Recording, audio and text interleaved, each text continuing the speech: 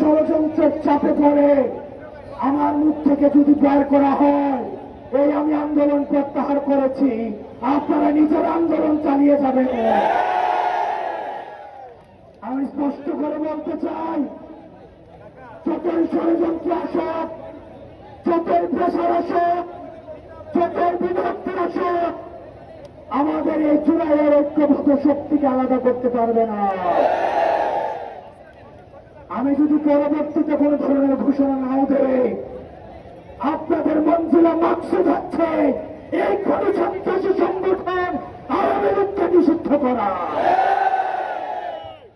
আওয়ামী লীগকে নিষিদ্ধ না করা পর্যন্ত সংগ্রামী ভাইয়েরা, সংগ্রামী বোনেরা, আপনারা এই রাজপথ ছাড়বেন না। 2013 সালে যে শাহবাগ হয়েছে, এই শাহবাগে ফেসিবাদের পদধ্বনি শোনা গিয়েছে। আমরা এই শাহবাগ থেকে ফেসিবাদের পতন ধরে আমরা প্রতিকে শেষ করে একটা মারব। আপনাদেরকে বলতে চাই, আপনারা বিচ্ছিন্ন কোনো গ্রুপে